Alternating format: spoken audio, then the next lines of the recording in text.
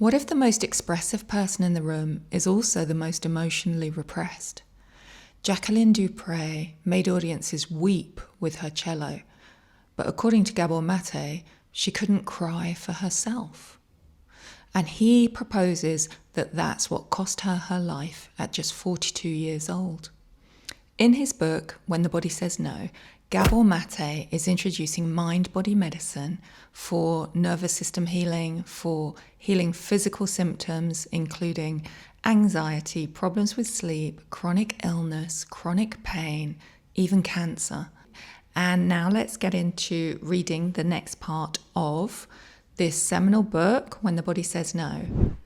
The gifted British cellist, Jacqueline du Pré, died in 1987 at the age of 42 from complications of multiple sclerosis.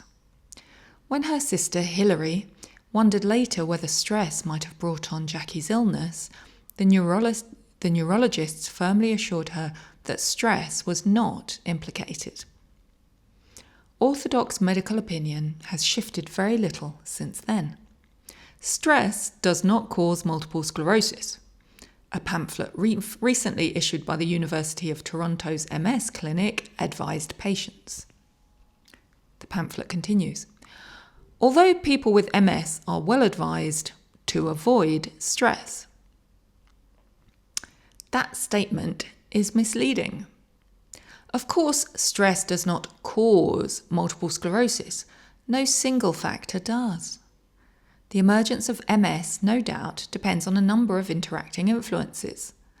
But is it true to say that stress does not make a major contribution to the onset of this disease? Research studies and the lives of the persons we have looked at strongly suggest that it does. Such also is the evidence of the life of Jacqueline du Pré, whose illness and death are a virtual textbook illustration of the devastating effects of the stress brought on by emotional repression. People often wept at du Pré's concerts. Her communication with audiences, someone remarked, was quite breathtaking and left everyone spellbound. Her playing was passionate, sometimes unbearably intense. She blazed a direct path to the emotions. Unlike her private persona, her stage presence was completely uninhibited. Hair flying, body swaying. It was more typical of rock and roll flamboyance than of classical restraint.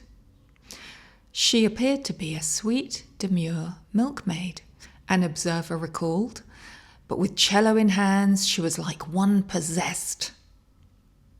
To this day, some of du Pré's recorded performances, notably of the Elgar Cello Concerto, are unsurpassed and are likely to remain so.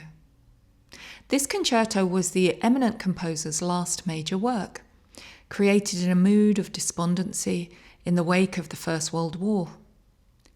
Everything good and nice and clean and fresh and sweet is far away, never to return, Edward Elgar wrote in 1917.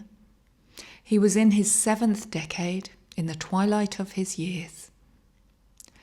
Jackie's ability to portray the emotions of a man in the autumn of his life was one of her extraordinary and inexplicable capacities, writes her sister, Hilary du Pré, in her book, A Genius in the Family. Extraordinary? Yes. Inexplicable? Perhaps not. Although she was unaware of it, by the time she was 20, Jacqueline du Pré was also in the autumn of her life. The illness that was soon to end her musical career was only a few years away. Regret, loss, and resignation had all been too abundantly a part of her unspoken emotional experience. She understood Elgar because she had partaken of the same suffering. His portrait always disturbed her. He had a miserable life, Hill, she told her sibling, and he was ill. Yet, through it all, he had a radiant soul, and that's what I feel in his music. She was describing herself. From her earliest beginnings, Jackie's mother, Iris, suffered the death of her own father while she was still in the maternity hospital with Jackie. From then on, Jackie's relationship with her mother became one of symbiotic dependence from which neither party could free herself. The child was neither allowed to be a child nor permitted to grow up to be an adult. Jackie was a sensitive child, quiet and shy, sometimes mischievous. She was said to have been placid, except when playing the cello. A music teacher recalls at the age of 6, she was being terribly polite and nicely brought up. She presented a pleasant and compliant face to the world. The secretary at the girls' school Jackie attended remembers her as a happy and cheerful child. A high school classmate recalls her as a friendly, jolly girl who fitted in well. Jackie's inner reality was quite different. Hilary recounts that her sister burst into tears one day. "No one likes me at all at school. It's horrible. They all tease me." In an interview, Jacqueline portrayed herself as one of those children other children cannot stand. They used to form gangs and chant horrid things. She was an awkward youngster, socially gauche, with no academic interests and little to say. According to her sister, Jackie always had difficulty expressing herself in words. Observant friends noted an incipient strain of melancholy underneath Jackie's sunny exterior, writes her biographer, Elizabeth Wilson, in Jacqueline du Pré. All her life, until her illness, Jackie would hide her feelings from her mother. Hilary recalls a chilling childhood memory of Jacqueline's intense expression and secretive whisper, "Hill, don't tell Mum, but when I grow up, I won't be able to walk or move." How are we to understand that horrific self-prophecy? Either as something uncanny or as the projection of exactly how, in her unconscious depths, the child Jackie already felt, incapable of moving independently, fettered, her vital self paralysed. And don't tell Mum? The resignation of someone already aware of the futility of trying to convey her pain, fear, and anxiety, her shadow side, to a parent unable to receive such communication. Much later, when multiple sclerosis struck, all Jackie's lifelong resentment toward her mother erupted in bursts of uncontrolled, profane rage. The docile child became a profoundly hostile adult. As much as Jacqueline du Pré loved and craved the cello, something in her resisted the role of cello virtuoso. This virtuoso persona preempted her true self. It also became her only mode of emotional communication and her only way of keeping her mother's attention. Multiple sclerosis was to be her means of casting off this role, her body's way of saying no. Jacqueline herself was incapable of refusing the world's expectations. At the age of 18, already in the public eye, she was wistfully envious of another young cellist who was then experiencing a crisis. "That girl is lucky," she told a friend. "She could give up music if she wanted to, but I could never give it up because too many people have spent too much money on me." The cello enabled her to soar to unimaginable heights, and it shackled her. Terrified, Terrified as she was of the toll a musical career would take on her, she succumbed to the impositions of her talent and her family's needs. Hilary speaks of Jackie's cello voice. Because Jackie's direct means of emotional expression had been stifled early on, the cello became her voice. She poured all her intensity, pain, resignation, all her rage into her music. As one of her cello teachers astutely observed when Jackie was an adolescent, she was forcing that instrument to express her internal aggression through her playing. When engaged in music, she was fully animated by emotions that were diluted or absent everywhere else in her life. This is why she was so riveting to watch and so often painful to listen to. Almost scary, in the words of the Russian cellist Misha Maisky. 20 years after her childhood debut, now ill with MS, Jackie told a friend what she had felt on the first finding of herself on stage. It was as if until that moment she had in front of her a brick wall which blocked her communication with the outside world. But the moment Jackie started to play for an audience, that brick wall vanished and she felt able to speak at last. It was a sensation that never left her when she performed. As an adult, she was to write in her diary that she had never known how to speak in words, only through music. I don't know about you, listening to this story, I'm getting chills. I feel like Jacqueline du Pré is coming through right now. Not being able to communicate your emotions, not having space to safely feel them through, but performing through your art. The power of this. In case you're new here, my name is Amari Love, and I'm a writer, a mind-body practitioner and somatic coach who recovered from decades of chronic illness and cancer. And now I share everything I learned here on this channel. I'm very glad this work has found you. Okay, back to Gabor Maté's words. If you feel it strongly too, write in the comments, let me know what you're noticing. I'm getting physical body sensations of goosebumps. Wow. Her relationship with her husband, Daniel Barenboim, dominated the last phase of Jacqueline du Pré's life before multiple sclerosis ended her cello playing. A charming, cultured and cosmopolitan Argentine Jew who had grown up in Israel, Barenboim, by his early 20s, was a supernova in the international musical galaxy. He was a sought-after concert pianist and chamber musician and was also making a name for himself as a conductor. When du Pré and Barenboim met, the musical communication between them was spontaneously electric, passionate, even mystical. A love affair and marriage were inevitable. It seemed a fairy tale romance.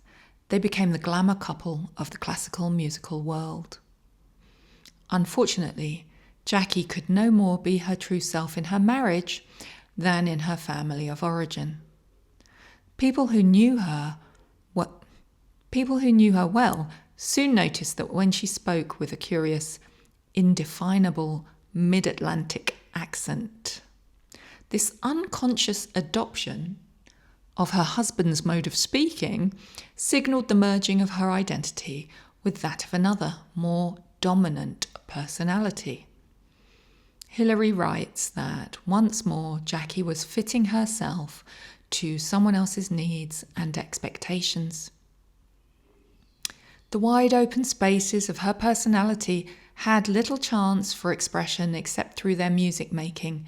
She had to be Jackie the circumstances demanded.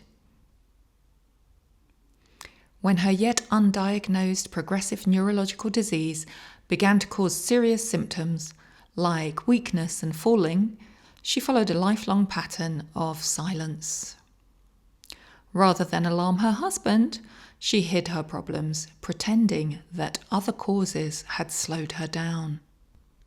Well, I can only say that it doesn't feel like stress, Jackie said one time early in her marriage. When Hilary asked her how she coped with the strain of both the personal and professional relationship with her husband, I find myself a very happy person. I love my music and I love my husband, and there seems to be ample time for both. A short while later, she fled husband and career. She came to believe that her husband stood between her and her true self. She briefly left the marriage, acting out her unhappiness through a sexual affair with her brother-in-law, a further example of her uncertain boundaries. Deeply depressed, for a while she wanted nothing to do with her cello. Soon after she returned to both marriage and music, she was diagnosed with MS. Jacqueline du Pré's cello voice remained her only voice. Hilary called it her sister's salvation. It was not. It worked for audiences, but it did not work for her.